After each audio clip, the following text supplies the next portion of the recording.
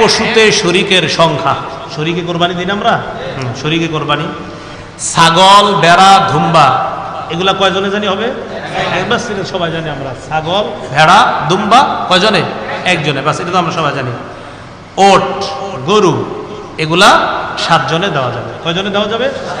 2 জনে দেওয়া যাবে, 3 জনে দেওয়া যাবে, 4 জনে দেওয়া যাবে, 5 জনে দেওয়া যাবে, 6 জনে দেওয়া যাবে, 7 জনে দেওয়া যাবে। আর বলছি, ওট, গরু 2 জনে দেওয়া যাবে, 3 জনে দেওয়া যাবে, 4 জনে দেওয়া যাবে, 5 জনে দেওয়া যাবে, 6 জনে দেওয়া যাবে, 7 জনে দেওয়া যাবে।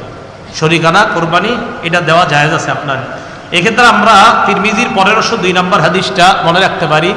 জাবির ইবনে আব্দুল্লাহ রাদিয়াল্লাহু তাআলা আনহুর বর্ণনা, তিনি বলেন, নাহান্না মা রাসূলিল্লাহি সাল্লাল্লাহু আলাইহি সাল্লাম, আমরা রাসূলুল্লাহ সাল্লাল্লাহু আলাইহি সাল্লামের সাথে কোরবানি করেছি ইয়াউমাল হুদাইবিয়া, আমাল হুদাইবিয়া, হুদাইবিয়া যুদ্ধের সময়। আল বাদানাতা আন সাবআতিন ওয়াল বাকারাতা আন সাবআতিন, ওট করেছি 7 জনের পক্ষ থেকে, গরুও করেছি 7 জনের পক্ষ থেকে। ওট করেছি 7 জনের পক্ষ থেকে, গরুও করেছি 7 জনের পক্ষ থেকে। আচ্ছা, 7 জন মিলে যদি কোরবানি করে, এক্ষেত্রে অংশ বন্টন কিভাবে হবে? 7 জনে করুক, 5 জনে করুক, 3 জনে করুক, অংশ বন্টন সমান সমান হবে। বলেন অংশ বন্টন?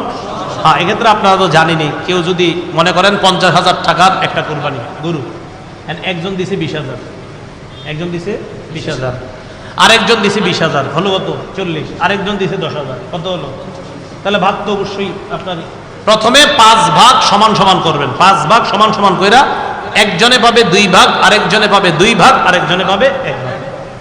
সুন্দরভাবে করলে তখন আপনার ওই কোথাও হাড্ডি বেশি গেল বা কম গেল, এই অসওয়াসাটা ভিতরে কাজ করবে না। প্রথম কথা যে একজনে 20,000 দিল, আরেকজন 20,000, তো 20,000 ওয়ালা 2 ভাগ, আরেক 20,000 ওয়ালা 2 ভাগ, আর 10,000 ওয়ালা 1 ভাগ। কথার কথা আপনার।